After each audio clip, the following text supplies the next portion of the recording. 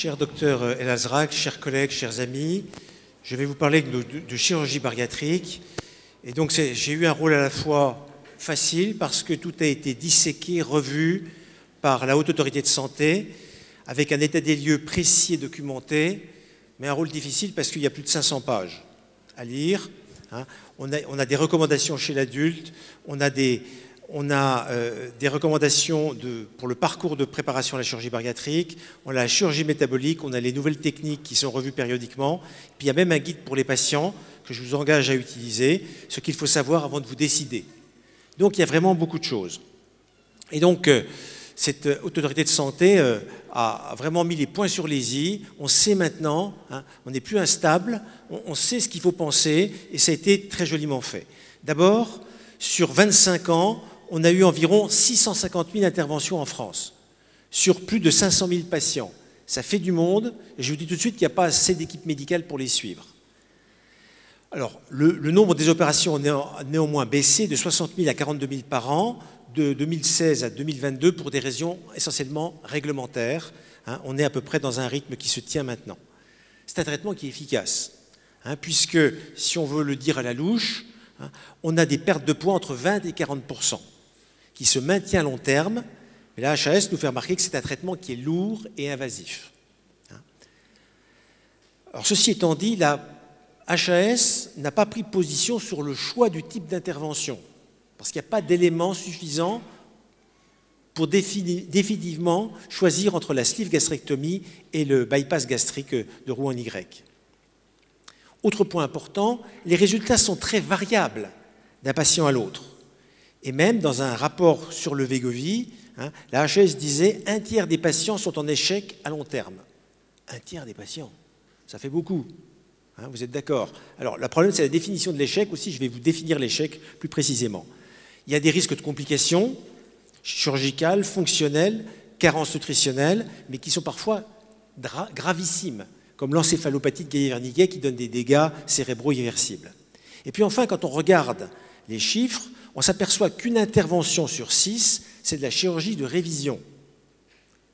Ça veut dire que le chirurgien vous réopère parce que ça ne va pas, qu'il y a des complications ou que le traitement n'a pas été suffisamment efficace. Ça fait quand même beaucoup de monde qui est réopéré. Alors, je vais vous parler de tout ça à la demande de notre cher ami Louis Monnier qui avait précisément défini ce qu'il fallait que je traite. Donc, je vais le faire. Alors, d'abord, les techniques. Je vais forcément aller assez vite. Ces techniques, elles sont je parle ici des techniques autorisées. Il y en a 4. Il y a l'anneau gastrique ajustable qu'on ne fait plus 2%. On enlève plus d'anneaux qu'on en met. C'était pratique puisque c'était un cerclage gastrique ajustable, mais ça ne marche pas bien, ou beaucoup moins bien que les autres, et surtout ça ne tient pas longtemps. Ensuite, on a la sleeve gastrectomie, la gastrectomie longitudinale en manchon. On enlève une partie longitudinale de l'estomac. Ici, tout ça est enlevé. C'est rapide, c'est relativement simple pour le chirurgien, et ça représente les 2 tiers des interventions. Ensuite, vous avez le bypass gastrique, où là, on fait une petite poche gastrique, on monte une anse en Y pour rétablir la continuité, mais vous voyez qu'on bypass, on court-circuite la partie proximale de l'intestin grêle, puis ensuite, vous avez l'anse commune. Et puis ensuite, il y a des interventions plus sophistiquées, je vais vous les montrer sur la diapositive suivante. Alors, auparavant, j'avais oublié de vous dire que l'anneau, c'était l'intervention restrictive pure.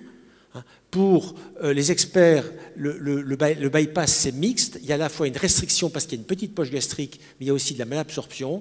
Et puis, moi, je fais partie de ceux qui pensent que la sleeve gastrectomie, c'est aussi mixte parce qu'il n'y a pas que de la restriction. Il y a aussi une augmentation de la satiété par une augmentation du GLP-1, mais c'est peut-être un peu moins puissant qu'avec le bypass gastrique. Et puis enfin, vous avez une intervention malabsorptive très puissante, qui est la dérivation biliopancréatique avec anse en Y, qui est le duodenal switch. Alors, les voilà. De nouveau, vous avez le bypass ici à gauche, et puis vous avez la dérivation biliopancréatique avec anse en Y. Alors là, qu'est-ce qu'on fait? Eh bien, on va conserver le pylore, on va brancher une anse iléale, donc on va aller l'anastomose duodéno-iléale ici, qui va court-circuiter tout le reste, et puis on va brancher ensuite l'anse biliopancréatique en distal au niveau de l'iléon. Et donc tout le problème, c'est d'avoir une anse commune suffisamment longue pour ne pas avoir trop de malabsorption. Malheureusement, souvent, elle est trop longue et on a beaucoup de carences nutritionnelles. Alors, un peu entre les deux, on a le court-circuit ou bypass gastro-jéjunal avec anse en oméga. Là, vous voyez, c'est plus simple que le bypass habituel parce qu'il n'y a qu'une seule anastomose. Mais malheureusement, il y a aussi beaucoup de malabsorption parce que l'anse commune est souvent trop courte. Alors les chirurgiens n'ont pas de limite en termes d'invention. Ils ont inventé le SADI-sleeve, c'est-à-dire que c'est un court-circuit très important fait à partir d'une sleeve. Vous voyez qu'ici, on va brancher le pylore en faisant une anastomose, juste après le pylore, une anastomose duodéno-idéale, et puis on va court-circuiter tout le reste. Hein. On va court-circuiter jusqu'ici, et on va avoir une anse commune de 250 à 300 cm, mais c'est encore en cours d'évaluation, car la longueur de l'once est discutée, et puis on ne sait pas encore s'il y a suffisamment de bénéfices pour les risques.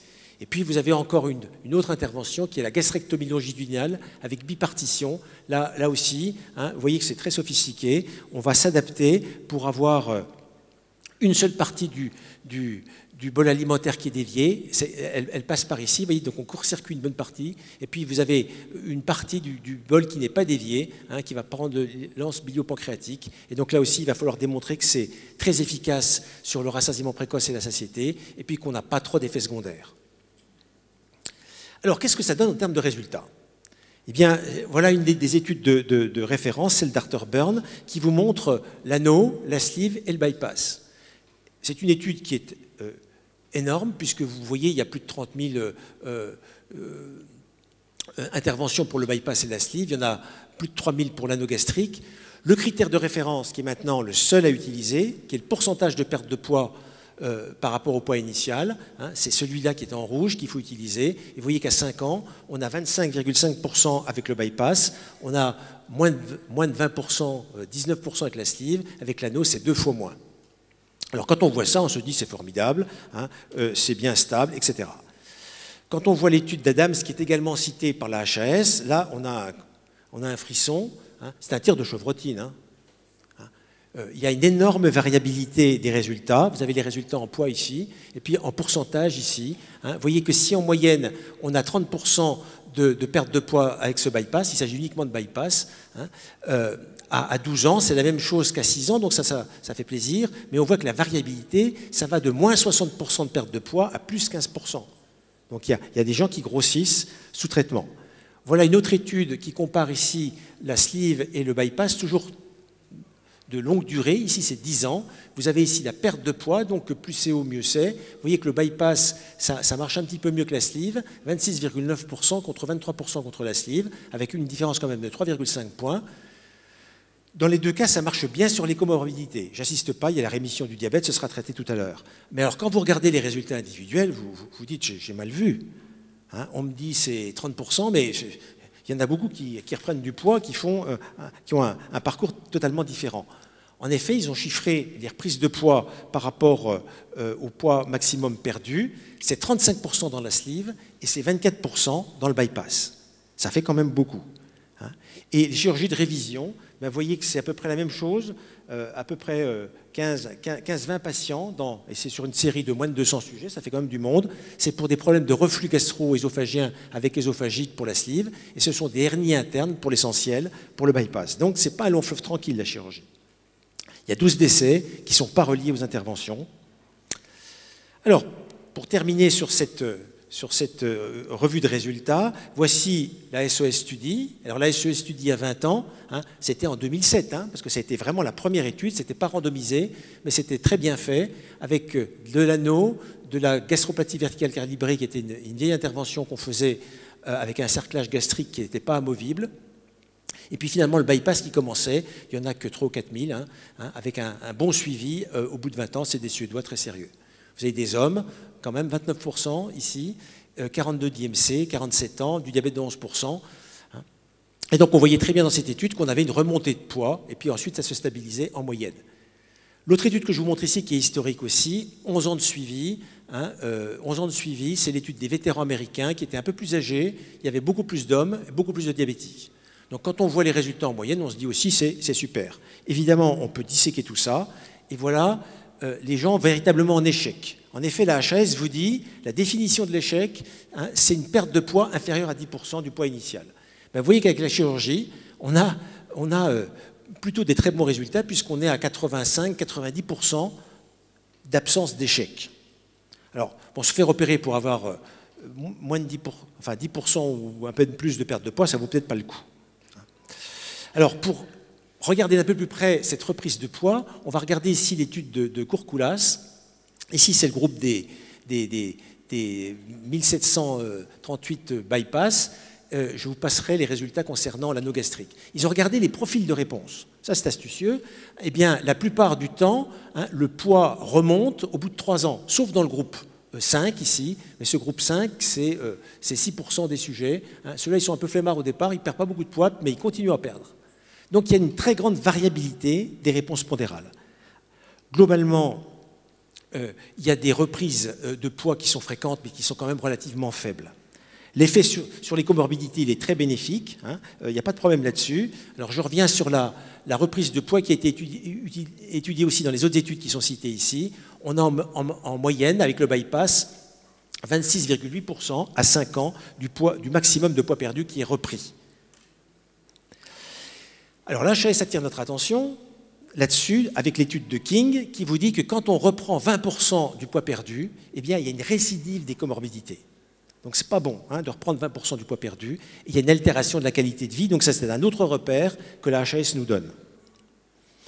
Enfin, on peut regarder les réponses précoces. Alors c'est amusant de voir qu'entre 6 mois et 1 an, on a des groupes qui répondent beaucoup plus vite et plus rapidement que les autres, et qu'en règle générale, hein, quand on perd beaucoup de poids la première année, c'est bon signe pour les résultats à long terme.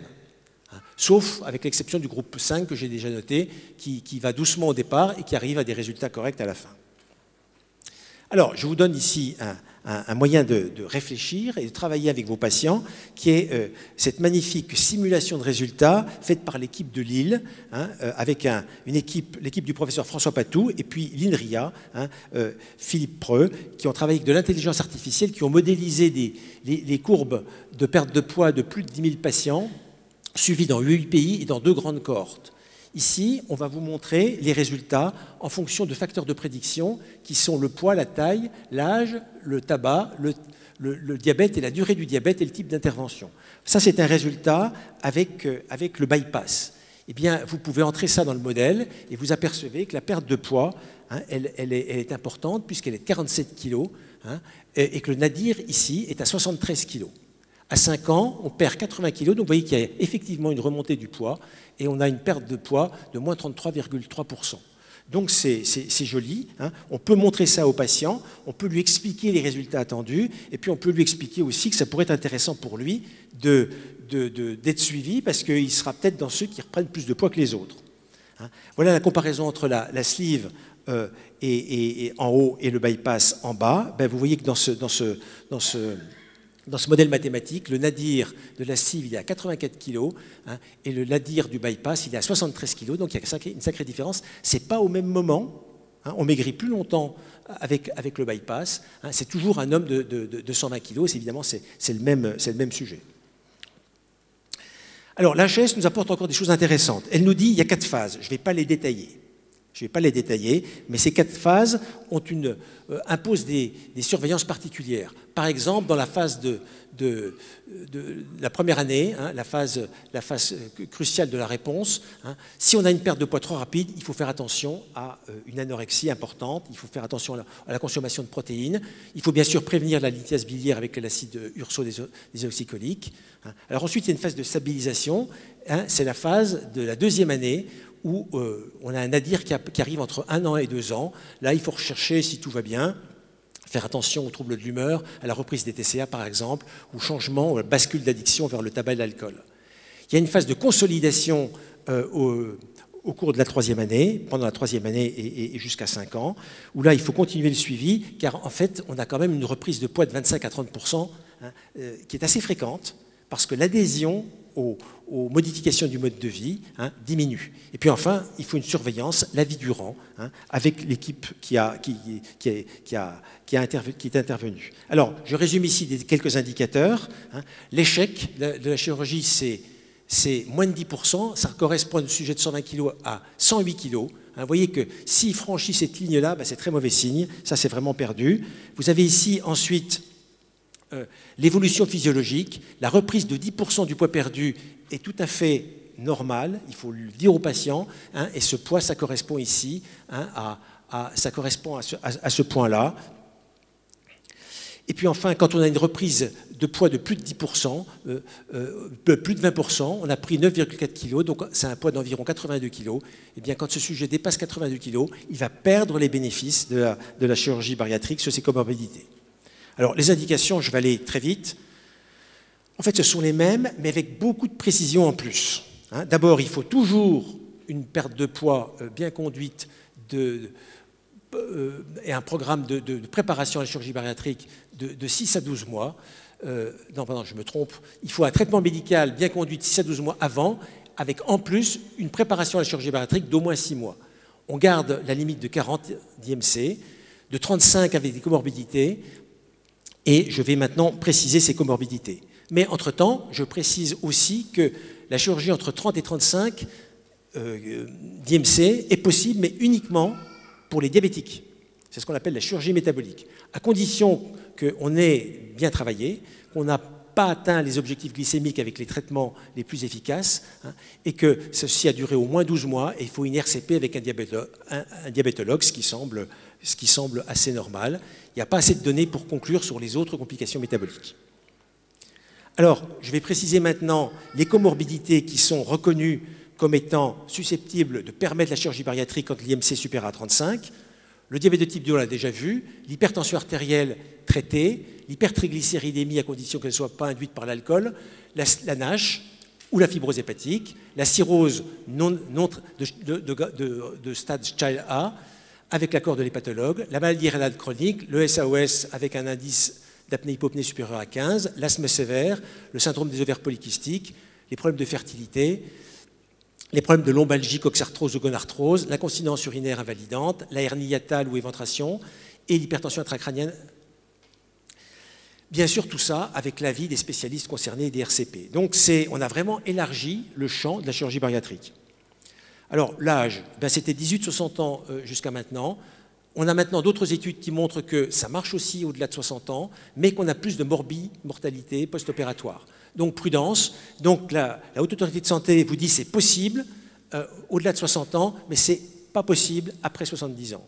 Et on a une augmentation du risque de morbimortalité, on a une moindre efficacité de la chirurgie sur le poids, et on a plus de risque évidemment de sarcopénie chez le sujet âgé. Donc attention, ne pas opérer trop tard.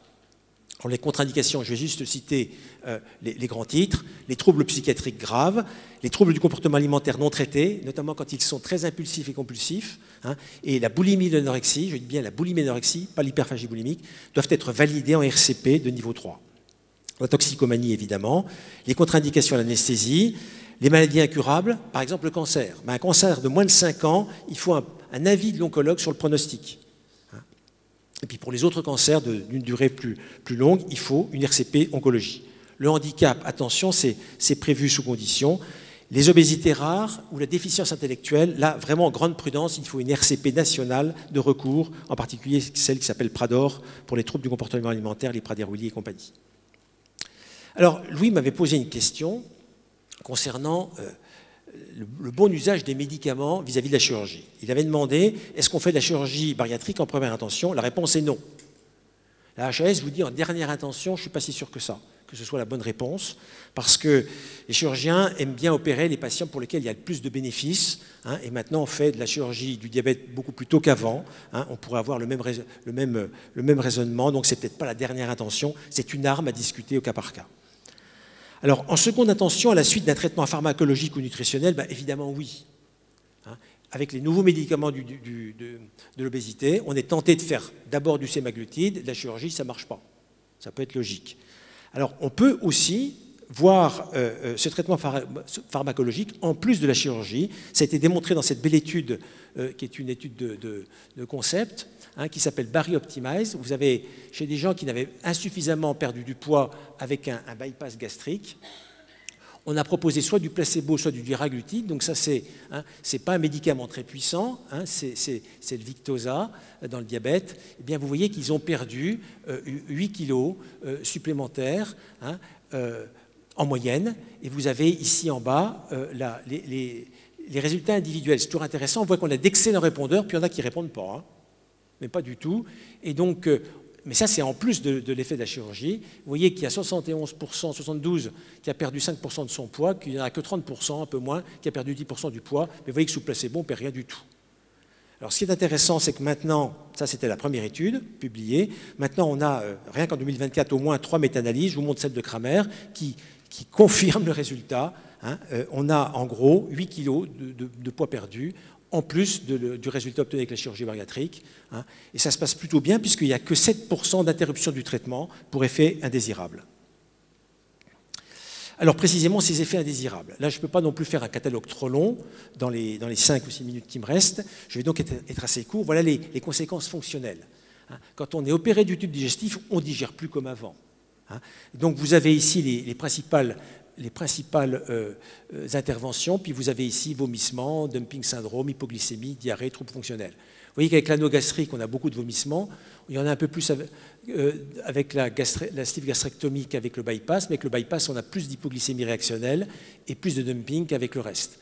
Et vous avez ici la comparaison entre le dumping et l'hypoglycémie. Le dumping est précoce, hein, c'est l'arrivée hyperosmolaire du bol alimentaire qui déclenche une réponse végétative, tandis que là, c'est une hypoglycémie réactionnelle, c'est la charge en glucose qui déclenche une sécrétion d'insuline, hein, comme dans le prédiabète, par exemple.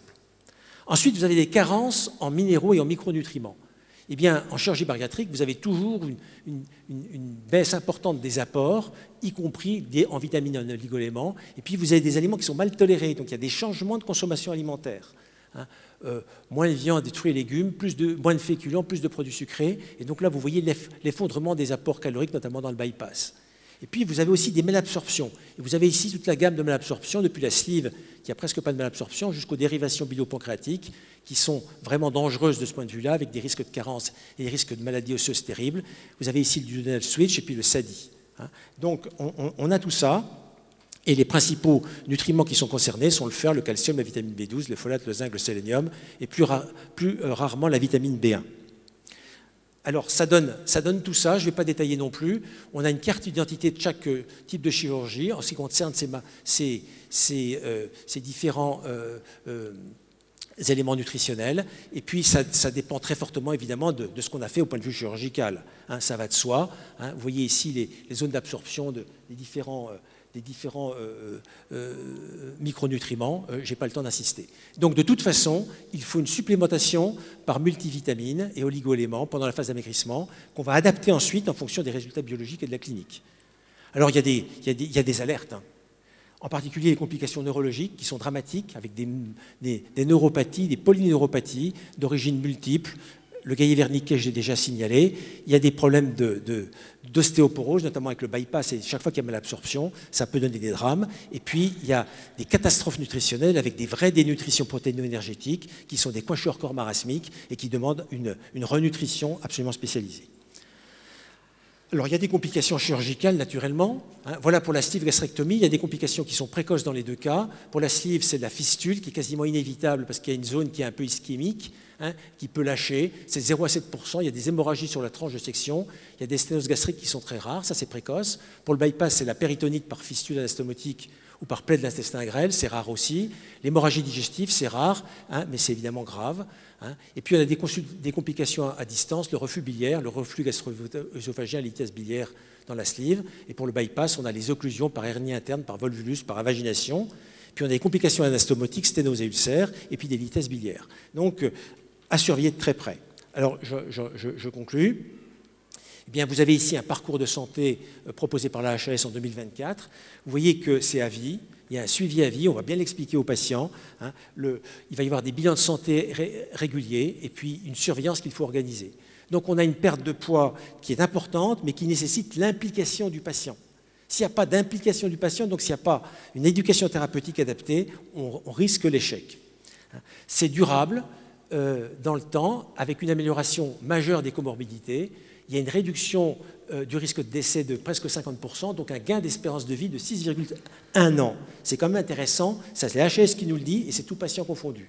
Donc on gagne de l'espérance de vie, en meilleure santé en plus. Mais on a une reprise de poids qui augmente avec la durée du suivi. Attention, si on a une reprise de poids de plus de 20% du poids perdu, car il y a une récidive des comorbidités. Donc suivi à vie pour dépister toutes ces complications. Je n'ai pas insisté sur les complications psychologiques, mais on a un risque majoré de suicide et de bascule d'addiction, notamment vers l'alcoolisme, parce que supprimer les TCA, ça peut avoir des conséquences. Ces TCA sont quelquefois une béquille qui permet au sujet de faire face à des affects dépressifs, à une situation difficile. Quand il y a plus ce binge eating, le risque de suicide augmente avec ce risque de bascule d'addiction. Et bien sûr, il faudra un accès 24 heures sur 24 à une équipe bariatrique en cas d'urgence chirurgicale. Donc il faut vraiment avoir l'environnement nécessaire pour que la chirurgie bariatrique puisse s'installer en toute sécurité. Merci de votre attention. Merci. Merci, professeur Olivier Ziegler.